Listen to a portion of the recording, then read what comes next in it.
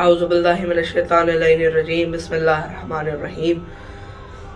سب سے پہلے تو تمام مومنین کو، تمام ماں بہنوں کو، تمام بھائیوں کو، تمام بزرگوں کو، تمام دوستوں کو، تمام سننے والوں کو اور تمام مومنین کو قائم ٹی وی کینیڈا کے خصوصی پروگرام قصص الصیام بذکر اہل بیت سید محمد وحاج زیدی خوش آمدید کہتا ہوں۔ ذان محترم، سب سے پہلے تو آپ سب کو میری جانب سے محبت و بھرا السلام علیکم، اور خدا کا فضل و کرم ہے کہ اس نے ہمیں 24واں روزہ رکھنے کی توفیق عطا فرمائی۔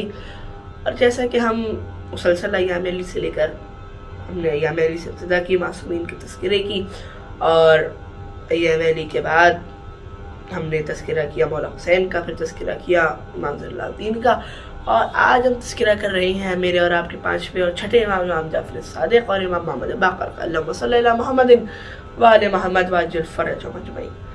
ذان محترم، امام محمد باقر علیہ السلام کی ولادت 1 رجب مدینہ منورہ میں ہوئی۔ آپ نے اپنی عمر مبارک کے شروع کے 3 سال اپنے دادا امام حسین کے ساتھ گزارے ہیں۔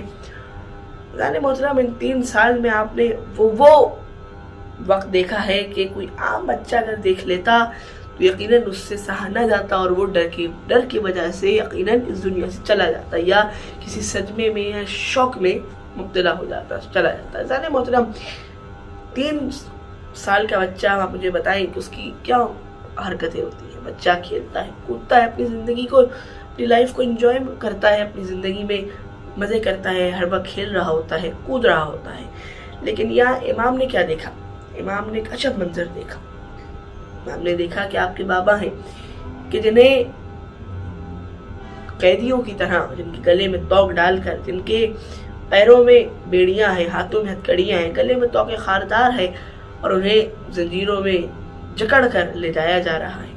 پیچھے پیچھے تمام بیبیاں ہیں، تمام مائیں بہنیں، پھوپھیاں ہیں کہ جن کے سروں کی چادریں چھین لی گئی ہیں، اور برہنہ سر انہیں گھمایا جا رہا ہے۔ کہاں؟ کوفہ و شام کے بازاروں میں برہنہ سر انہیں کوفہ و شام میں موجود درباریوں کے جو شرابی ہیں ان کے دربار میں لے جایا جا رہا ہے۔ ان کے اوپر صدقے کی کھجوریں پھینکی جا رہی ہیں، ان کے اوپر انگارے پھینکے جا رہے ہیں، ان کے اوپر مٹی پھینکی جا رہی ہے، ان کے اوپر پتھراؤ ہو رہا ہے، ان کے اوپر ابلتا ہوا پانی گر رہا ہے۔ اور کوئی انگارے پھینکتا ہے تو اتنے پھینکتا ہے کہ آپ کے بابا کی سر جل جاتا ہے، امامہ جل جاتا ہے۔ اور اس پورے میں امام کی عمر مبارک کتنی ہے؟ اس پورے وقت میں صرف 3 سال کے ہیں امام۔ سوچیے آپ نے 3 سال کی عمر مبارک میں کیا کچھ دیکھا ہے، اور کتنی اذیتیں، کتنی تکلیفیں سہی ہیں۔ ذان محترم، آپ کو جب نار شام سے رہائی ملی اور واپس آپ لوٹنے لگے تو آپ مدینہ میں واپس پہنچ گئے، تمام اہل حرم واپس سے مدینہ میں رہنے لگے۔ آپ نے پھر ایک مشکل دور دیکھا کہ کبھی بھی سپاہی آتے ہیں اور آپ کے بابا کو گرفتار کر لیتے ہیں، لے جاتے ہیں، اور آپ نے یہ دور بھی دیکھا کہ آپ کے بابا کو کھل کی اجازت نہ ہے کہ وہ کلام کر سکے۔ اب بالآخر جب امام زین العابدین کو زہر دے دیا گیا، یعنی 25 محرم کو آپ شہید ہوئے، تو امام محمد باقر نے آپ کی نماز جنازہ پڑھائی، اور اب آپ منصب امامت پر فائز ہیں۔ ذان محترم، آپ کو فضیلت حاصل ہے کہ آپ کے نانا بھی امام، آپ کے دادا بھی امام، آپ کے بابا بھی امام۔ بابا وہ کہ جس کا نام زین العابدین ہے، دادا وہ کہ جس کا نام حسین ہے، اور ماں کا نام فاطمہ بنت حسن ہے، یعنی دادا امام حسن مجتبی علیہ السلام۔ اللہم صلی علی محمد وآل محمد وعجل فرجهم اجمعین۔ تو کچھ اس طرح آپ نسب کے معاملے میں آپ کا حسب و نسب دونوں جانب سے رسول خدا سے ملتا ہے، والدہ کی جانب سے بھی، بابا کی جانب سے بھی، اور مولا کائنات سے بھی ملتا ہے۔ اور آپ کے تمام دادا اور نانا اور پر دادا یا پر نانا اور جد معصوم ہیں اور امام ہیں۔ ذان محترم، آپ جب منصب امامت پر فائز ہوئے تو آپ نے علم کو فروغ دینا شروع کیا، اور اتنا فروغ دیا کہ آپ کا نام پڑ گیا باقر العلوم، یعنی چھپے ہوئے علم کو پوشیدہ کرنے والا، پوشیدہ علم کو، جو علم چھپا ہوا ہو اسے ظاہر کرنے والا۔ ذان محترم، تبھی آپ کا لقب پڑھا باقر العلوم۔ ذان محترم، پہلے امام سے لے کر 4تھے امام تک اتنا وقت تھا، انہوں نے بھی ان کو فروغ دی، لیکن اتنا وقت نہ تھا جتنا 5ویں امام کے 6ٹھے امام کو مل سکا، کیونکہ پہلے سے لے کر 4تھے امام تک کے دور میں وہ دور تھا کہ جب اہل بیت پہ ظلم کیے جاتے تھے، ان پہ مظالم ڈھائے جاتے تھے. کہ آپ کے سامنے مولا علی کی زندگی موجود ہے، کس طرح آپ جب تک رسول خدا زندہ رہے ان کی حفاظت کرتے رہے، ان کی شہادت کے بعد آپ کے دروازے کو جلا دیا گیا، اور پھر آپ کی 25 سالہ کی تنہائی، خاموشی، اور پھر اس کے بعد کس طرح آپ برسر اقتدار آئے اور 3.5 سال آپ کی حکومت رہی، اور پھر آپ کو شہید کر دیا گیا. اس دوران بھی آپ نے علم کو فروغ دیا، آپ نے علم میں بنایا و منایا، جیسے علم کو عطا کیا، علم دعا عطا کیا، علم صرف النحو کو عطا کیا، لیکن اتنا وقت نہ مل سکا جتنا جتنے کی ضرورت تھی پوری دنیا میں علم پھیلانے کے لیے. اور یہی حال 4تھے امام تک رہا. لیکن 5ویں امام کے دور میں سب بدل چکا ہے، کیونکہ اب مسلمان خود بنی امیہ کے خلاف اٹھ کھڑے ہوئے ہیں. کئی تحریکیں چل رہی ہیں بنی امیہ کے خلاف. اس کی وجہ یہ ہے کہ بنی امیہ کے بادشاہ سرعام شریعت کو پامال کرتے ہیں، سرعام شراب پیتے ہیں، جوا کھیلتے ہیں، گانے سنتے ہیں اور زنا کرتے ہیں. ذرا محترم، اب خود مسلمان ایک دوسرے سے کہہ رہے ہیں کہ بنی امیہ تو مسلمان نہیں ہے، یہ لوگ تو کافر ہیں، یہ لوگ شریعت کو پامال کرتے ہیں، یہ لوگ واجبات کو انجام نہیں دیتے، یہ حرام کام کرتے ہیں، گناہ کبیرہ کو سر انجام دیتے ہیں اور لوگوں پر ظلم ڈھاتے ہیں. اور دوسری جانب ایک اور حکومت ہے، جو ایک اور خاندان ہے جو حکومت کے لیے کھڑا ہے، وہ ہے خاندان بنی عباس. ذرا محترم، اس دور میں امام پر سے کافی حد تک نگاہیں ہٹ چکی ہیں، جس کی وجہ سے آپ کو موقع مل گیا ہے کہ آپ علم کو فروغ دے سکیں. آپ نے اتنا موقع ملا کہ آپ نے ایک یونیورسٹی قائم کر دی، مدینہ میں موجود ہے. مدینہ میں یونیورسٹی قائم کی، جہاں پر 20,000 سے بھی زائد طالب علم حاصل کیا کرتے تھے، جہاں پر ایک ہی وقت میں کئی علم دیے جاتے تھے، جن میں سائنس بھی ہے، میتھس بھی ہے، اکنامکس بھی ہے، کامرس بھی ہے، ہر علم وہاں دیا جاتا تھا. عزیزان محترم، یہ وہ دور تھا کہ جب امام کی شاگرد جب پھیلنا شروع ہوئے تھے، جن میں سے ایک چند شاگردوں کا نام لے دوں، ایک ابو حمزہ صومالی اور ایک جابر بن جوفی.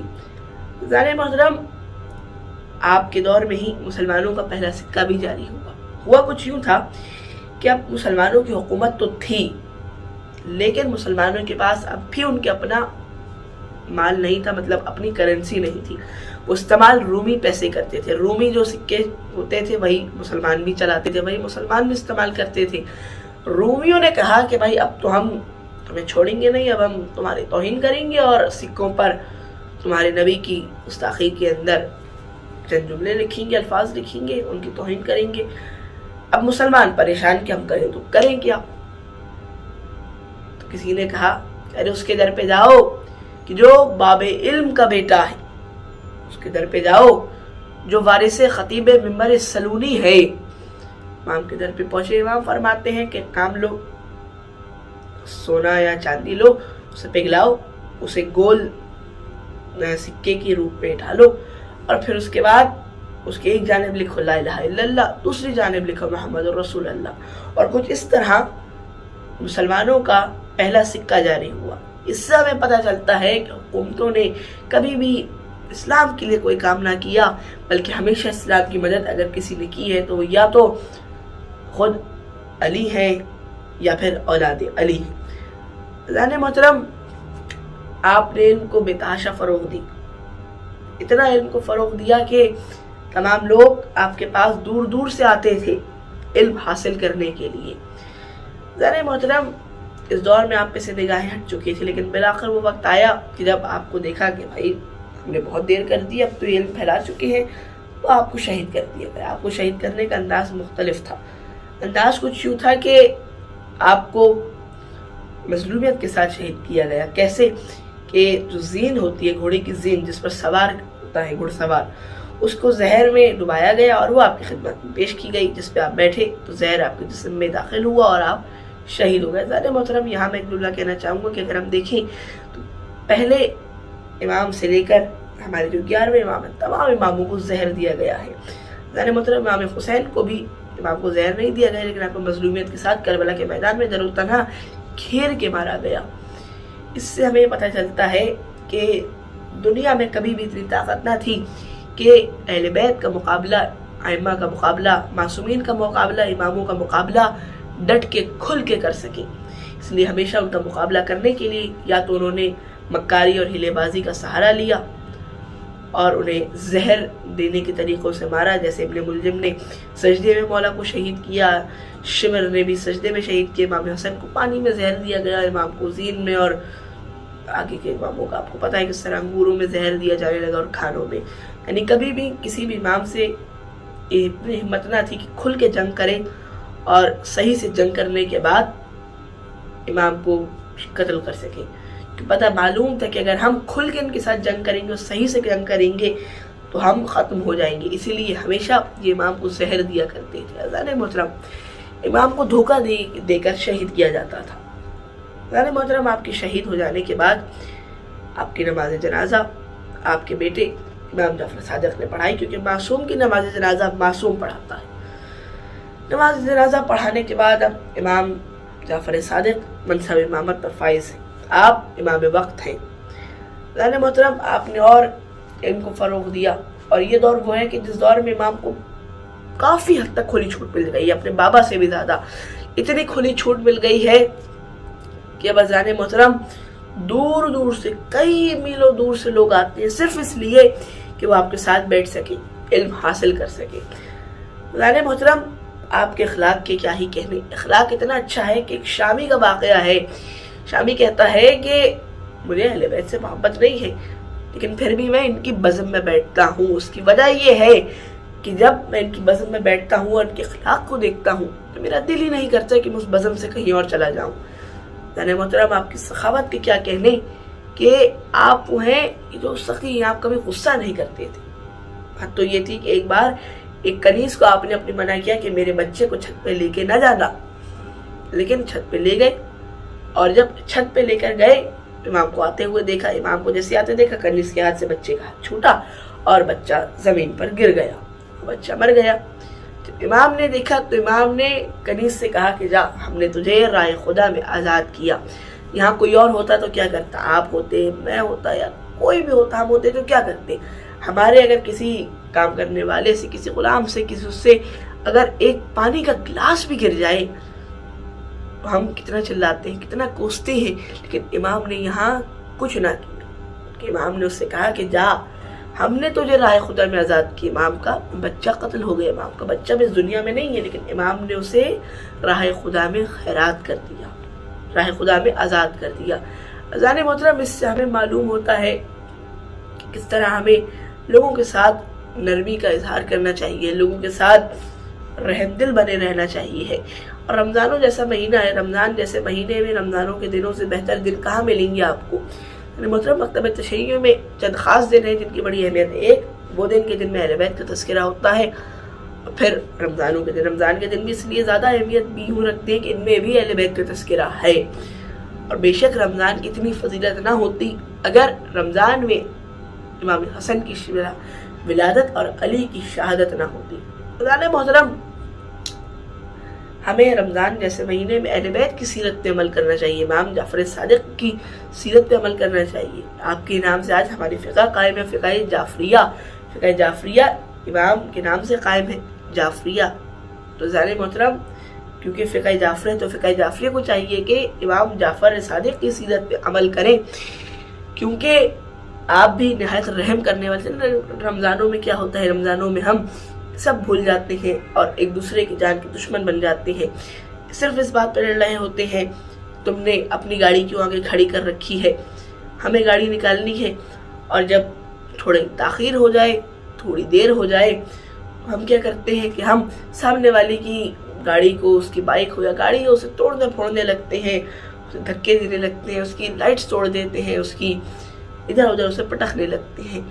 اور ایسے کئی واقعات ہمیں مستقل رمضان جیسے مہینے میں خاص دیکھنے کو ملتے ہیں۔ دوپہر کا وقت ہوتا ہے یا افطاری کا وقت ہوتا ہے، اور کہیں میں نے خود دیکھا ہے کہ ایک بار ایک چند بائک کھڑی تھی اور ایک صاحب کو جانا تھا گاڑی میں، اور ذرا سا لیٹ ہوئے ہی تھے، اس کہہ رہے تھے کہ میں ہٹا رہا ہوں، لیکن انہوں نے کہا نہیں، اور وہ بائکوں کو انہوں نے پٹکنا شروع کر دیا، اور کسی بائک کو کہیں پٹکا، کسی بائک کو کہیں پٹکا، بائکس کو توڑنا شروع کر دیا۔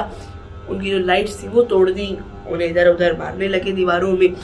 ظاہر محترم ہمیں یہ یاد رکھنا چاہیے کہ رمضان کا مہینہ ہے اور اس میں جہاں ثواب زیادہ ہے وہیں گناہ بھی زیادہ ہے، اس لیے ہمیں غصہ نہیں کرنا چاہیے اور امام کی سیرت پہ عمل کرنی چاہیے۔ ظاہر محترم آپ کا لقب ہے صادق